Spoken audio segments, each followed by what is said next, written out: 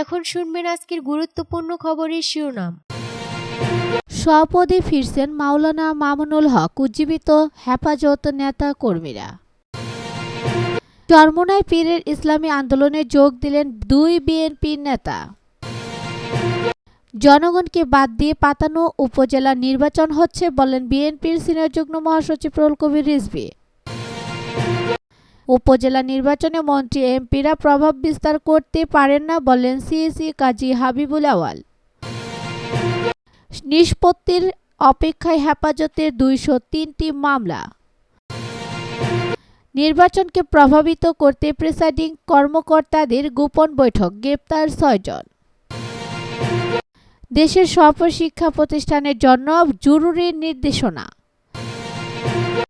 3 বছর কারাবন্দী থাকার পর গত শুক্রবার সকাল 10টার দিকে গাজীপুরের কাশিমপুর হাই সিকিউরিটি কারাগার থেকে মুক্তি পেয়েছেন হেফাজতে ইসলামের নেতা মাওলানা মামুনুল হক। মুক্তির পর তাকে শপথে বহাল করেছেন সংগঠনটি। এতে উজ্জীবিত হয়েছেন হেফাজতের নেতাকর্মীরা। আসতে পারে নতুন কর্মসূচির ঘোষণাও। মাওলানা মামুনুল হক হেফাজতে ইসলামের বিলুপ্ত কমিটির যুগ্ম মহাসচিব ছিলেন। রাজধানীর ইনস্টিটিউশন অব ডিপ্লোমা ইঞ্জিনিয়ার্সে বর্তমান জাতীয় শিক্ষা কারিকুলাম ও নতুন পাঠ্যপুস্তকের বাস্তবতা ও ভবিষ্যৎ শীর্ষক জাতীয় শিক্ষা সেমিনারে হেফাজত ইসলামের মহাসচিব মাওলানা সাজিদুর রহমান যুগ্ম মহাসচিব পদে মাওলানা মামুনুল হককে বহাল রাখার ঘোষণা দেন। এতে উপস্থিত নেতা কর্মীরা আনন্দে উজ্জীবিত হয়ে পড়েন। হেফাজত সূত্র আরো বলেছে, মাওলানা মামুনুল হক মুক্তি পাওয়ায় প্রাণ ফিরে পেয়েছে সংগঠনটি।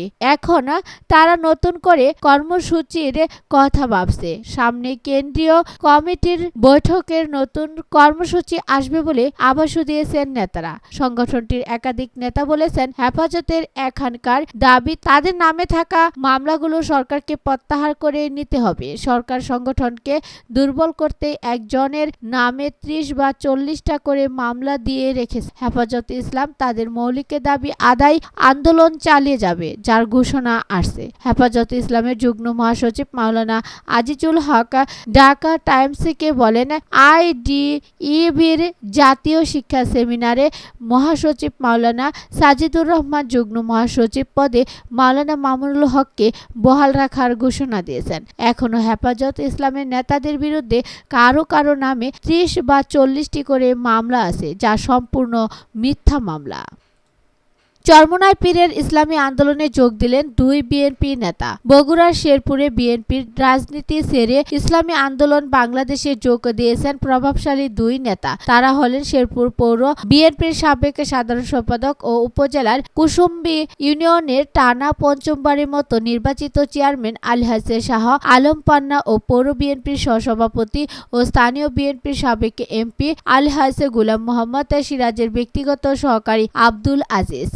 গত রবিবার রাত 11টায় উপজেলার মহিপুর বাজার খেলার মাঠে আয়োজিত ওয়াজ মাহফিলে ইসলামী আন্দোলন বাংলাদেশের সিনিয়র নায়েবে আমির মুফতি ফয়জুল করিমের হাতে হাত রেখে দলটিতে যোগ দেন তারা। এ সময় দলের সিনিয়র নায়েবে আমির আল্লামা আব্দুল হক আজাদ, শেরপুর উপজেলা শাখার সভাপতি মোকাম্মেল হুসাইন ওসমানী, সহসভাপতি ইমরান কামাল, সেক্রেটারি মাহমুদুর রহমান চুন্নু প্রমুখ উপস্থিত ছিলেন। সদ্য যোগদানকারী শাহ আলম পান্না 1983 সালে ছাত্র অবস্থায় ছাত্রদলে যোগ দেন। ছাত্র জীবন শেষে বিএনপির শহর ও উপজেলা কমিটিতে ছিলেন। তিনি বেশ কয়েক বছর শেরপুর পৌর বিএনপির সাধারণ সম্পাদক ছিলেন। সর্বশেষে তিনি উপজেলা বিএনপির কমিটির সদস্য পদে ছিলেন। শাহ আলমের বড় ভাই আলহাজ জানে আলম শেরপুর পৌরসভার বর্তমান মেয়র। 8ম জাতীয় সংসদ সদস্য নির্বাচনে জানে আলম খোকা বগুড়া 5 আসনে বিএনপির দলীয় প্রার্থী ছিলেন। জনগণকে বাদ দিয়ে পাতানো উপজেলা নির্বাচন হচ্ছে বলেন বিএনপির সিনিয়র যুগ্ম মহাসচিব রুহুল কবির রিজভী। বিএনপির নেতাকর্মী ও তাদের আত্মীয় স্বজনদের উপজেলা নির্বাচন বর্জনের আহ্বান জানিয়ে দলটির সিনিয়র যুগ্ম মহাসচিব অ্যাডভোকেট রুহুল কবির রিজভী বলেছেন, জনগণকে বাদ দিয়ে উপজেলা পর্যায়ে পাতানো নির্বাচন হচ্ছে। আজ রাজধানীর বনানী এলাকায় মহিলা দলের উদ্যোগে উপজেলা নির্বাচন বর্জনের আহ্বান জানিয়ে লিফলেট বিতরণকালে এসব কথা বলেন তিনি। রিজভী বলেন, আগামীকাল থেকে 141টি উপজেলায় আবারও জালিয়াতি প্রহসনের ডামি নির্বাচন করছে সরকার।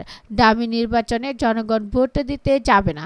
যে নির্বাচনে ভোটারদের কোনো অধিকার নেই সেটি আবারও করতে যাচ্ছে ডামি সরকারের প্রধান।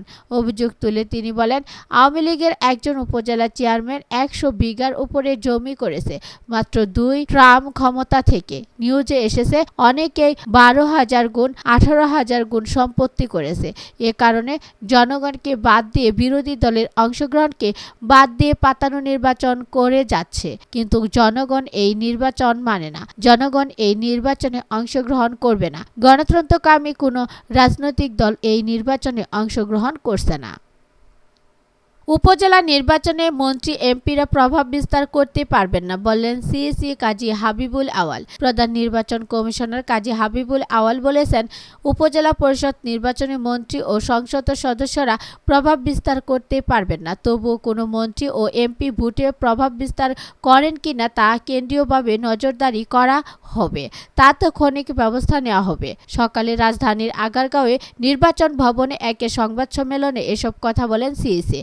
ষষ্ঠ উপজেলা পরিষদ নির্বাচনে প্রথম ধাপের ভোট হবে আগামীকাল। এই ধাপে দেশের 140টি উপজেলায় ভোট হবে। নির্বাচনের প্রস্তুতি জানাতে আজকের এই সংবাদ সম্মেলনের আয়োজন করা হয়। উপজেলা পরিষদ নির্বাচনে মন্ত্রী এমপিদের স্বজনদের অংশগ্রহণ প্রসঙ্গে দৃষ্টি আকর্ষণ করলে হাবিবুল আওয়াল বলেন, এ বিষয়ে কমিশন বেকায়দায় নেই, বরং এখানে রাজনৈতিক সদিচ্ছা স্পষ্ট হয়েছে। সিএসি আরও বলেন, নির্বাচনে প্রভাব বিস্তার না করতে মন্ত্রীদের নিবৃত্ত করতে পেরেছেন তারা। তবে এখনও এলাকায় অনেকেই রয়েছেন। কেউ যাতে প্রভাব বিস্তার না করেন তা জানিয়ে দেওয়া হয়েছে।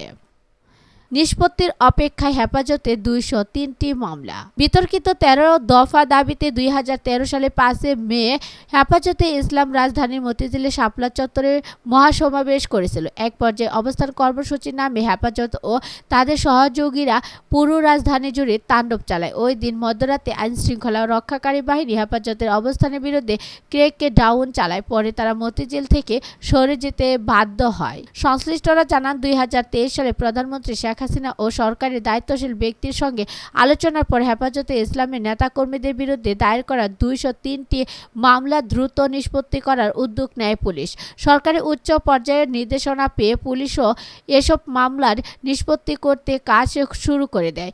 গত এক বছরে হেফাজতের শীর্ষ নেতা মাওলানা কামরুদ্দিন, মাওলানা মিজানুর রহমান, মুফতি হারুন ইজাহার, শিশু বক্তা হিসেবে পরিচিত রফিকুল ইসলাম মাদানী সহ 20 জন শীর্ষ নেতা জামিনে মুক্তি পান। সর্বশেষে কাশিমপুর কারাগার থেকে জামিনে মুক্তি পেয়েছেন হেফাজতের শীর্ষ নেতা মাওলানা মামুনুল হক। তার বিরুদ্ধে 41টি মামলা রয়েছে।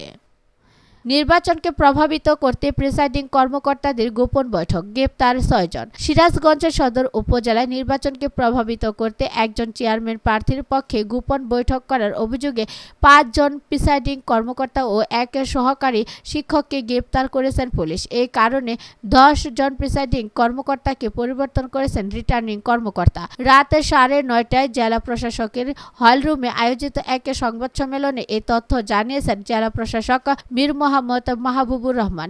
গ্রেপ্তারকৃতরা হলেন সদর উপজেলার যমুনা ডিগ্রি কলেজের সহকারী অধ্যাপক Sirajul Islam, Sirajganj police lines school and কলেজের প্রভাষক আবু শামা, বাহুকা কলেজের প্রভাষক বাচ্চু কুমার ঘোষ, জনতা ব্যাংকের সিরাজগঞ্জ জোনাল অফিসের principal officer Yasin Arafat, Sirajganj railway উচ্চ বিদ্যালয়ের প্রধান শিক্ষক আশরাফুল ইসলাম এবং প্রিসাইডিং অফিসারদের সমন্বয়ক শিয়ালকুল সহকারী প্রাথমিক বিদ্যালয়ের সহকারী শিক্ষক ও সিরাজগঞ্জ জেলা প্রাথমিক শিক্ষক সমিতির সভাপতি আমিনুর ইসলাম।